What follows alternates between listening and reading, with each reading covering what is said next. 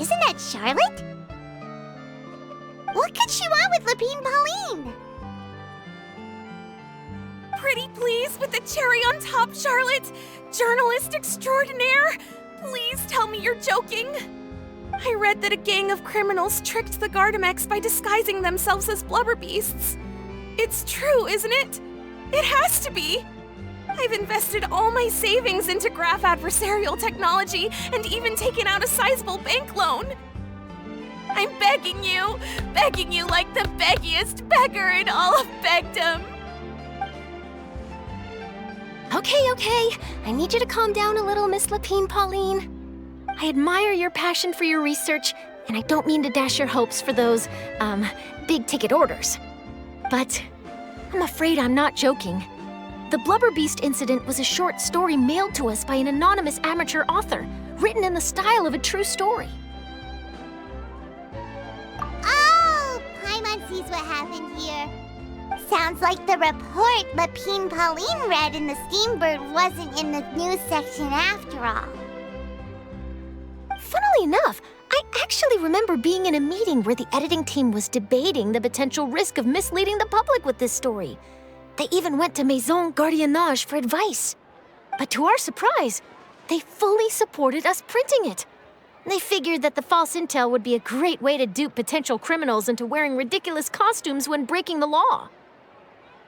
In truth, Gardamex are extremely sophisticated in their capabilities. They can identify criminals just as reliably as the best human guards, so a crude disguise isn't gonna get you far. If anything, it'll just make you stand out all the more. Since we ran that story, the Maison Gardiennage has made a slew of arrests, including, one phantom Blubberbeast, a titanic red-crowned finch, and a Spectre Man. So I knew this story had helped out law enforcement, but this is the first time I'm learning of an innocent citizen being deceived by it, and investing so much Mora for nothing.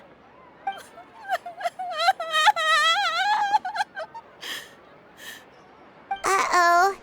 So Lapine Pauline's whole research project is based on a fictional story? Which means we're not gonna get a big bonus after all. But more importantly, she's gonna lose everything she's invested. Traveler! Paimon! You're back! I was in the area taking some photos for a story when I got to talking to Miss Lapine Pauline about her research. She told me about your collaboration. She was hoping I could write an article to spread awareness about image recognition technology. She even paid me for the article and gave me one of her prototype devices before I could get a word in. I unfortunately had to dash her hopes, and I'm afraid all your hard work was in vain too. She's desperately trying to find a way to rescue the project and get you the Mora you're due. I've tried to let her down gently, but she's finding it all very hard to accept. This is a new situation for us, too. It's such a pity.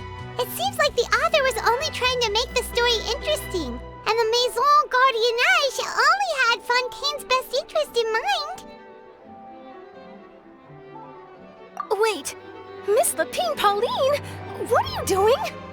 I'm gonna pick a fight with a Gardamex, head to the Opera at Biclès, and get a one-way ticket to the Fortress of Meropide. That way, I won't have to repay my debts. It's the only way I can afford to keep on living.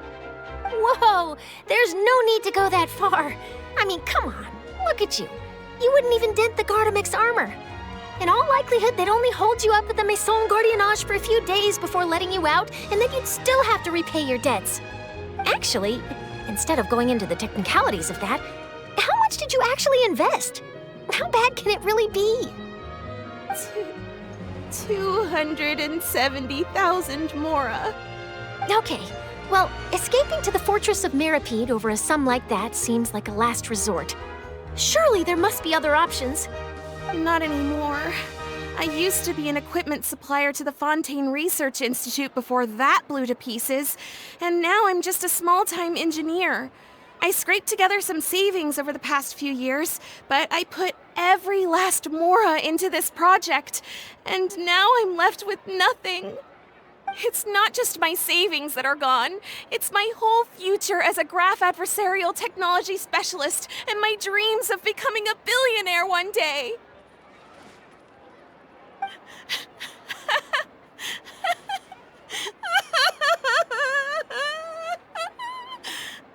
My life is over. Don't despair, Miss Lapine Pauline. I think I know a way for you to turn this around. This prototype you've given me, the camera lens for image recognition sample collection. It's really quite something. You said you designed it specifically for high-fidelity image capture and analysis, yes? The rapid focal length adjustment is a very useful function in its own right. It's sure to make many journalists' jobs much easier. In fact, I'd say it has the potential to revolutionize Fontaine's news media. So your research efforts thus far are by no means in vain. The technology you've developed may have many applications that you've never even considered. Really? Absolutely. I've been working as a journalist for the Steambird for a long time now. No one understands the issues we journalists face on a day-to-day basis better than me. So keep calm, take heart, and start thinking about mass production. In the meantime, I'll show your invention to all my colleagues to drum up interest in your product. I can't believe it! If this is true, then I can look into setting up a whole camera lens development pipeline. My big-ticket orders and billionaire aspirations are still in the cards. Oh, maybe I should consider taking out another loan. That way, I can rapidly improve the lens production process, be the first to market, and prepare to battle for dominance in the camera industry. Come on! Stop daydreaming about your pipelines for a minute. Just take it one step at a time and see how it goes. There's no sense in putting all your eggs in one basket before things are even off the ground. And I can probably speak to some people I know and license my image recognition device to a workshop to raise some funds. I can't believe I didn't think of this sooner. There's no time to lose. I need to get to work. Early bird gets the worm. Can you believe her? She just ran off. Paimon's pretty sure our advice went in one ear and out the other. It's understandable. When inspiration and passion strike at the same time, it's all too easy to throw yourself headfirst into your work and forget about everyone around you. A lot of journalists are the same way when they're first starting out. But don't you worry. I'm gonna write an article on all this, and I'll be checking in on her regularly.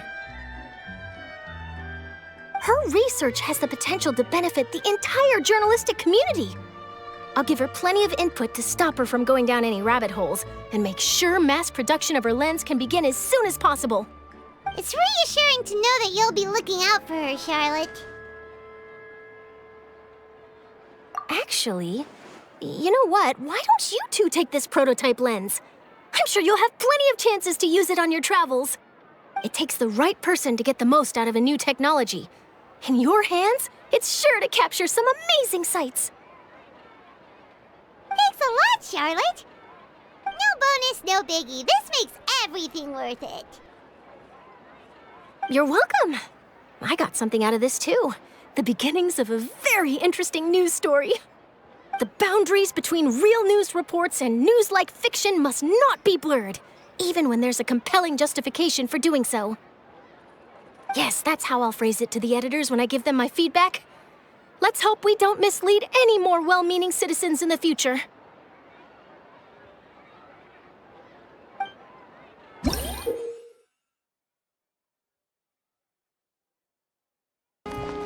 Hold that pose! Say cheese!